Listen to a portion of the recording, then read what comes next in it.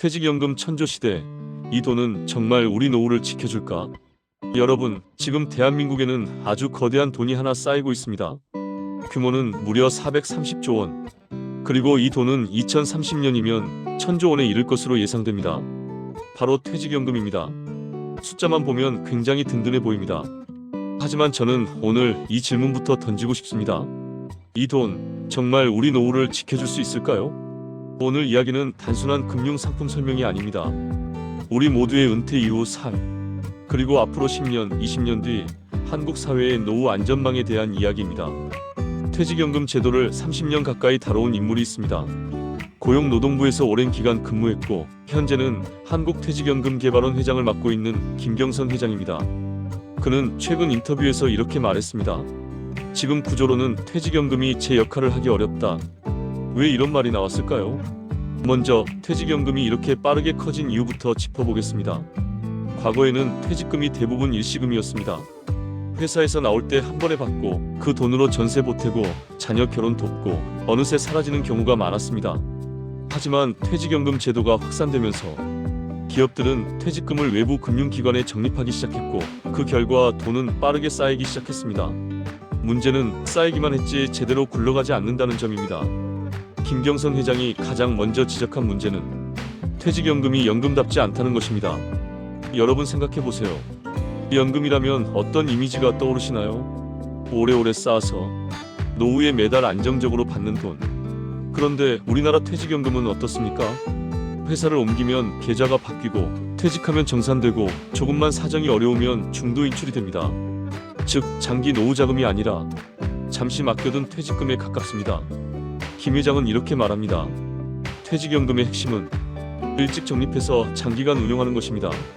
하지만 지금 제도는 그 핵심과 정반대로 움직이고 있습니다. 특히 심각한 문제가 바로 중도 인출과 중도 해지입니다. 우리나라에서는 주택 마련, 생활비, 의료비 등의 이유로 퇴직연금을 쉽게 꺼낼 수 있습니다. 물론 현실적인 사정은 이해됩니다.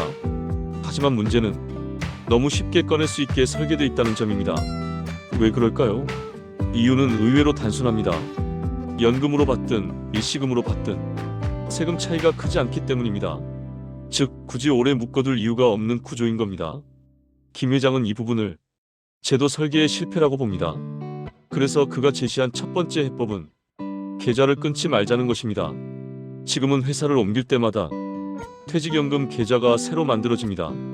하지만 만약 하나의 IRP 계좌로 평생 이어서 적립할 수 있다면 어떨까요? 이직을 해도 직업이 바뀌어도 퇴직연금은 계속 쌓입니다. 김 회장은 이렇게 말합니다. IRP 계좌는 원칙적으로 연금 수급 시기까지 중도해지를 어렵게 해야 합니다. 대신 급한 자금이 필요할 때는 담보대출 같은 방식으로 해결하자는 겁니다. 또 하나 중요한 제한이 있습니다. 지금은 연말정산 때 퇴직연금 관련 세금 환급금을 현금으로 돌려받습니다. 김 회장은 이 돈을 현금으로 주지 말고 IRP 계좌에 자동 적립하자고 말합니다. 한마디로 노후자금은 노후자금답게 다시 노후로 돌아가게 하자는 겁니다. 자, 여기서 많은 분들이 이런 질문을 하실 겁니다. 그래도 퇴직연금 수익률이 너무 낮은 거 아니야? 맞습니다. 이 질문은 아주 중요합니다. 하지만 김경선 회장은 이 수익률 논쟁이 종종 잘못된 비교에서 출발한다고 말합니다. 바로 DB형과 DC형의 차이입니다. DB형은 회사가 운용 책임을 지고 근로자에게 약속된 금액을 지급합니다. 수익률이 좋아도 그 결과가 근로자에게 직접 보이지 않습니다. 반면 DC형은 근로자가 직접 운용하고 성과가 그대로 반영됩니다. 이 구조를 무시한 채 국민연금과 단순 비교하는 건 정확하지 않다는 겁니다. 국민연금은 막대한 규모, 전문 인력, 장기 투자 구조를 갖춘 완전히 다른 시스템입니다. 그럼에도 불구하고 퇴직연금 수익률이 낮은 데에는 분명한 이유가 있습니다. 바로 과도한 안전자산 편중입니다. 현재 퇴직연금 자산의 약 87%가 원리금 보장형입니다. 게다가 전체 자산의 30% 이상을 반드시 안전자산에 넣어야 하는 규정도 있습니다. 김 회장은 이 부분을 이렇게 설명합니다. 위험을 관리하는 것과 성장을 포기하는 것은 다릅니다. 퇴직연금은 10년, 20년, 길게는 30년 이상 굴리는 돈입니다. 그런데도 너무 짧은 시야로 안전만 강조하고 있다는 겁니다. 최근 이런 문제의식 속에서 기금형 퇴직연금 논의가 급물살을 타고 있습니다. 규모의 경제를 통해 전문적으로 운영하자는 발상입니다. 하지만 김경선 회장은 여기서도 냉정합니다. 기금형 도입이 곧바로 수익률 개선으로 이어진다고 보기는 어렵습니다. 그가 강조한 조건은 세 가지입니다. 첫째, 충분한 규모의 기금일 것. 둘째, 잦은 인출과 해지를 제한하는 장기 적립 구조일 것. 셋째, 투명하고 독립적인 지배구조를 갖출 것.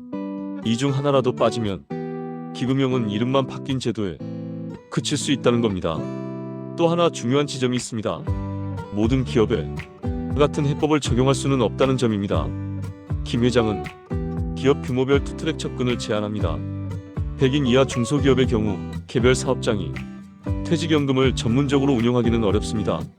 그래서 현재 근로복지공단이 운영하는 중소기업 퇴직연금 기금을 확대하는 것이 현실적인 대안이 될 수 있습니다.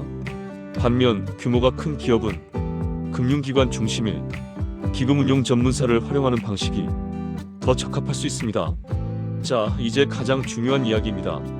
김경선 회장이 퇴직연금을 바라보는 관점은 분명합니다. 퇴직연금은 국민연금 수급 공백을 메우는 노후소득 브릿지입니다. 국민연금 수급 개시 연령은 점점 늦춰지고 있습니다. 은퇴는 했는데 연금은 아직 나오지 않는 기간, 이 공백을 누가 메워줄까요? 바로 퇴직연금입니다. 퇴직연금이 제 역할을 못하면 노후 불안은 온전히 개인 몫이 됩니다. 그래서 퇴직연금은 국민연금, 개인연금과 함께 3중 노후소득 보장체계의 한 축이 되어야 합니다. 하지만 그러기 위해서는 전제가 필요합니다.